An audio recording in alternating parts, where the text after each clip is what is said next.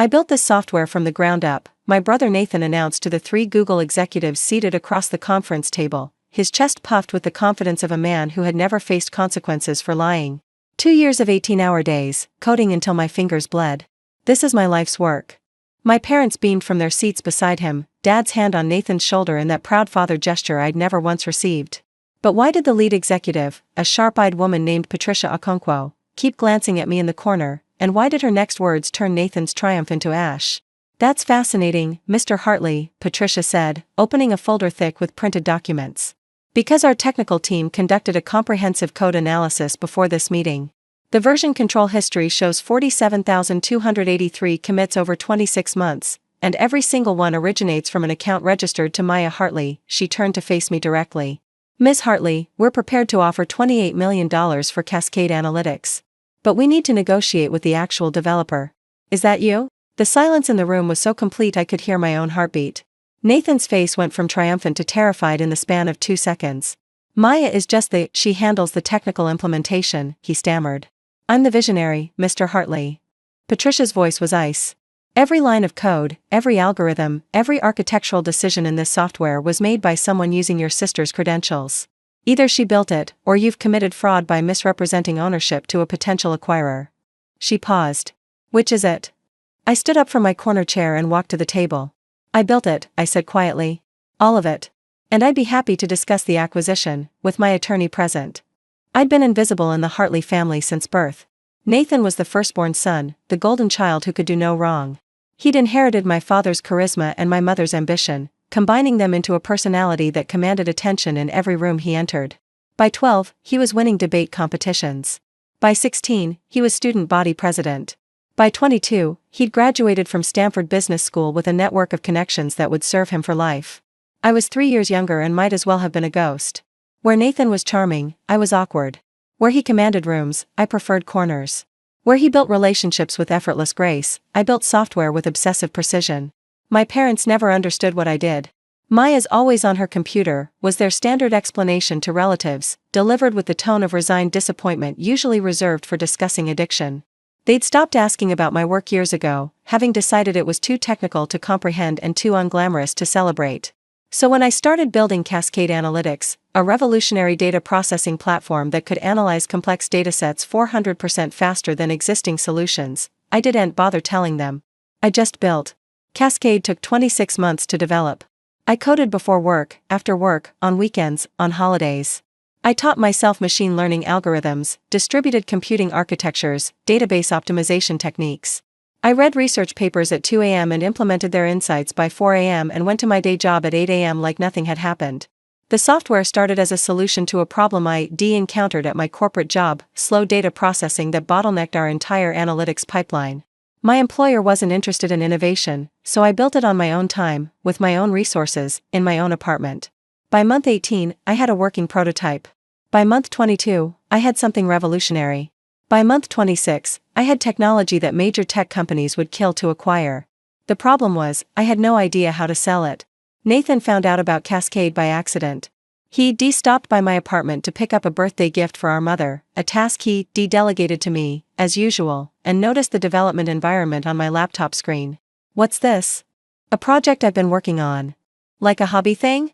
Like a data analytics platform that outperforms everything currently on the market. Nathan laughed. Sure it does. Can I see? I showed him. Explained the architecture. Demonstrated the speed improvements. Walked through the potential applications. His laughter stopped. Maya, he said slowly, this is actually impressive. Have you shown it to anyone? Just you. Why not? Because I don't know how to pitch it. I can build things, but I can't sell them. Nathan's eyes lit up with that predatory gleam I'd seen 1,000 times, the look he got when he spotted an opportunity. Let me help, he said. I have contacts. I know people at venture capital firms, tech companies, everywhere. I can get this in front of the right buyers. Why would you help me? You're my sister. Family helps family. I wanted to believe him. I wanted, for once, to matter to my brother, to have him see me as someone worth collaborating with instead of someone to overlook. So I said yes. The betrayal happened so gradually I didn't recognize it. Nathan started attending tech conferences, introducing himself as the creator of an innovative analytics platform.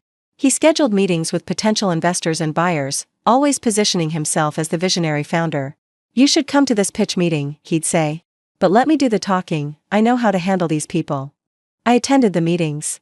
I answered technical questions when asked, which was rarely, because Nathan redirected conversations away from implementation details and toward market opportunity and revenue projections. Slowly, systematically, he erased me from my own creation. "My sister helps with the coding," he'd tell people. "She handles the technical stuff. I'm the one with the business vision. Maya's a great implementer," he'd explain. "But building a company requires more than just programming skills." The investors nodded. The executives smiled. Everyone accepted the narrative because Nathan delivered it with such confidence, and because no one questioned whether the charming business guy might be lying about the awkward woman in the corner. When Google reached out about a potential acquisition, Nathan was ecstatic. "This is it," he told me. "This is the big one. $30 million, maybe more. We should split it," I said. "You're handling the business side, I built the technology, obviously. We'll work out the details after the deal closes." Something in his tone made me uneasy. So I did something I'd never done before, I documented everything. The Git history was my insurance policy. Every version control commit, 47,283 of them over 26 months, was timestamped and attributed to my developer account. Every code change, every bug fix, every architectural decision was recorded in an immutable log that traced the software's entire development history. Nathan didn't understand version control. He didn't understand coding at all. His supposed contributions were limited to PowerPoint presentations and investor pitches. He had no idea that every claim of creation was contradicted by thousands of documented entries proving he'd never written a single line of code. I didn't mention this before the Google meeting. I wanted to see how far he'd take the lie. He took it all the way. I built this software from the ground up. The words hung in the air as Patricia Okonkwo revealed the code analysis.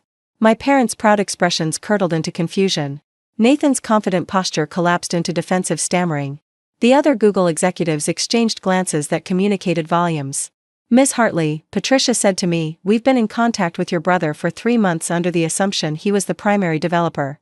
Our technical due diligence revealed otherwise.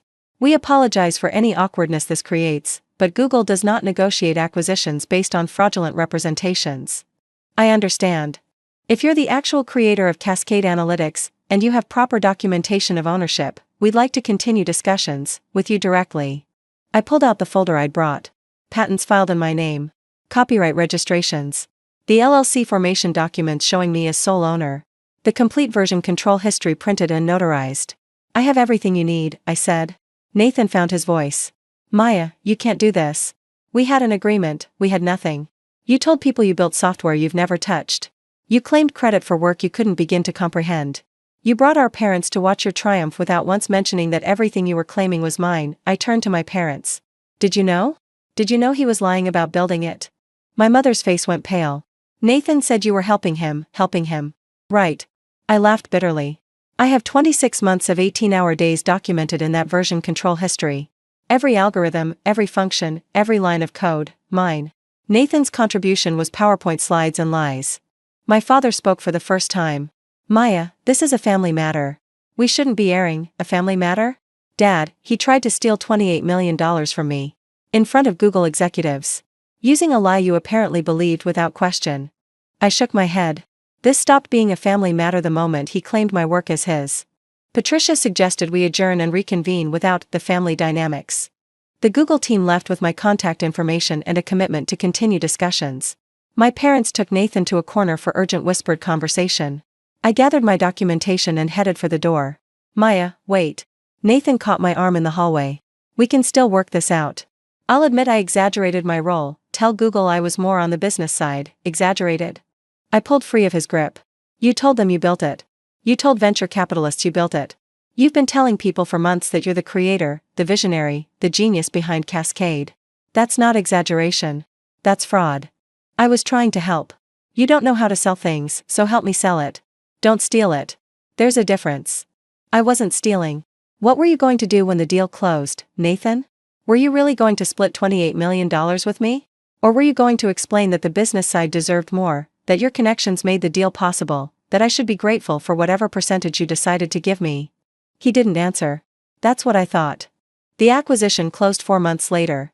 Google paid $31 million for Cascade Analytics. I negotiated the deal myself, with an attorney who specialized in tech acquisitions and had no connection to my family. The final agreement included a 3-year retention package that would pay me an additional $4 million to continue developing the platform within Google's infrastructure. Nathan received nothing. I could have pursued legal action against him for fraud, but I decided it wasn't worth the energy.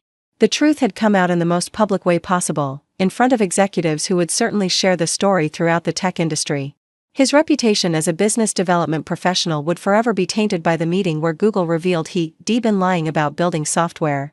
That was punishment enough. My parents tried to reconcile the situation. He made a mistake, my mother said during one of her many phone calls. He got carried away with the excitement. You know how Nathan is, I know exactly how Nathan is. He's someone who took credit for my work and tried to steal millions of dollars. That's not getting carried away. That's who he is. He's your brother. He's also a liar who was willing to erase me from my own creation. Those things can both be true. Can't you forgive him? For the family's sake? Forgiveness doesn't mean pretending it didn't happen, Mom. And it definitely doesn't mean giving him access to hurt me again. She cried. She always cried when I didn't bend to family pressure. I'd spent my whole life bending, accommodating, making myself small so Nathan could be large. No more.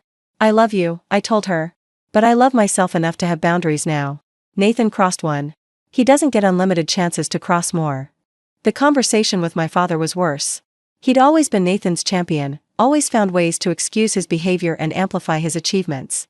My accomplishments, academic honors, professional promotions, now a $31 million acquisition, had never once received the celebration he lavished on Nathan's far more modest successes. You should have handled this privately, he said. Now Nathan's reputation is damaged. People are talking. People are talking because Nathan lied. That's not my fault. You could have corrected the record quietly. Instead, you humiliated him in front of potential business partners. I didn't humiliate him. Google's code analysis humiliated him. His lie humiliated him. I just refused to cover for him. He's your brother, Maya. And I'm your daughter. Did you ever once consider how I felt, watching him claim my work? Watching you beam with pride at his achievement? Watching everyone celebrate him for something I built with my own hands? My father had no answer.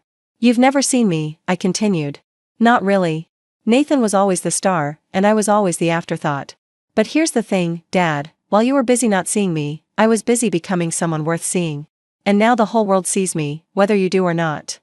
I hung up and didn't call back. Google proved to be exactly what I'd hoped. The team respected my work, valued my expertise, and gave me resources to expand Cascade into something even more powerful.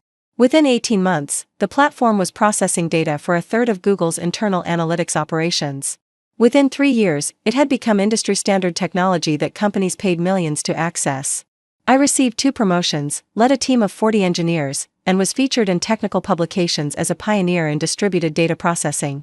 The $31 million acquisition was just the beginning. My Google equity alone was worth more by the time the company's stock split twice. More importantly, I'd found a community that valued what I could build rather than how I presented it. Engineers who cared about elegant code and innovative algorithms, not charisma and networking. People who saw my awkwardness as a quirk rather than a flaw, my intensity as dedication rather than obsession. I'd found my people.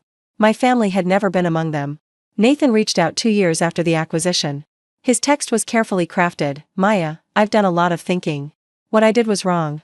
I'd like to apologize properly, in person, if you're willing. I agreed to meet him at a coffee shop, public, neutral, easy to leave. He looked diminished when he arrived. The confident swagger had faded. Whatever reputation damage I'd worried about overestimating had apparently been worse than I'd imagined. I lost 3 clients after the Google meeting, he said. Word got around that I'd tried to claim someone else's work. No one trusts me now. I'm sorry to hear that. Are you? I considered the question honestly. I'm sorry you're suffering. I'm not sorry the truth came out. You made choices. Choices have consequences. I know. That's what I wanted to say. I know what I did was wrong. Not just exaggerating, not just getting carried away. I tried to steal your life's work. I was willing to erase you completely to claim something I didn't build. Why? He was quiet for a long moment. Because you had something I didn't. Something real. I've spent my whole life being praised for potential, for charisma, for the things I might accomplish someday. But you actually built something. Created something from nothing. When I saw Cascade, I was jealous. And instead of dealing with that like an adult, I tried to take it from you. At least that's honest. I'm trying to be. Finally. He met my eyes. I'm not asking for forgiveness. I know I don't deserve it. I just wanted you to know that I understand what I did, and I'm sorry. I studied my brother, this man who had been my family's favorite, my parents' pride, the standard against which I'd always been measured and found lacking. He looked human now. Flawed. Diminished. I appreciate you saying that, I said finally. And I hope you find a way to build something of your own. Something that's actually yours. You think I can? I don't know. That's for you to figure out. The relationship with my parents eventually stabilized. Not reconciled, that would imply returning to what we'd had before, which had never been healthy. But we reached a new equilibrium. They attended my wedding, to a fellow Google engineer who understood code better than he understood small talk. They sent cards on holidays. We had polite conversations that avoided certain topics. They never fully acknowledged what Nathan had done. Never apologized for their role in his deception, for their decades of preferring him, for their blindness to my accomplishments. That acknowledgement would require admitting they'd been wrong about both their children, overestimating Nathan, underestimating me. Some admissions are too painful for parents to make. I've accepted that. I don't need their validation anymore. The $31 million proved I was capable. The career that followed proved I was valuable. The family I've built with my wife and our daughter proves I'm loved by people who actually see me. My daughter is 7 now. She's already showing signs of the quiet intensity that defined my childhood, preferring books to parties, building elaborate Lego structures rather than playing group games, asking questions that surprise adults with their depth. I watch my parents interact with her, and I see them making the same mistakes. Praising her loudest moments, overlooking her quiet achievements. Comparing her unfavorably to her more extroverted cousin. Grandma, I interrupted during a recent visit, Sophia just built a working gear mechanism from scratch. Did you see it? My mother glanced at the Lego construction. That's nice, honey. It's not nice, it's remarkable. She figured out interlocking gear ratios without anyone teaching her. That's advanced mechanical reasoning. Sophia looked up at me, surprised by the praise. You built something amazing, I told her. Never let anyone make you feel small for building things quietly. She smiled and went back to work. My mother looked uncomfortable. Good. Last month, I gave a keynote speech at a tech conference. The topic was Cascade Analytics and the future of distributed data processing. 3,000 people attended in person, with another 50,000 streaming online. Google had promoted my appearance heavily. I'd become one of their public-facing technical leaders, despite never losing my preference for corners over stages. During the Q&A, someone asked about the legendary acquisition story, how Google's code analysis had exposed an attempted theft. I don't think of it as legendary, I said. I think of it as a reminder. Build things that are verifiable. Document your work. Create evidence of your contributions. Because someday, someone may try to claim what you've created. The truth will protect you, but only if you've recorded it. The audience applauded. In the front row, my wife held up her phone, recording the moment. She'd tell Sophia about it later, about her mother standing on stage, claiming her work, being seen. That's the legacy I want to leave. Not the money, not the acquisition, not even the technology. The permission to be seen. The insistence on being credited. The refusal to be invisible anymore. He said he built it because he couldn't imagine I had. He took credit because he assumed no one would check.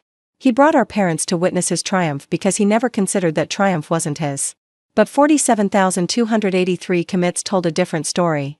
Every line of code, every algorithm, every 18-hour day, documented, time-stamped, undeniable. They wanted a visionary. They found a liar.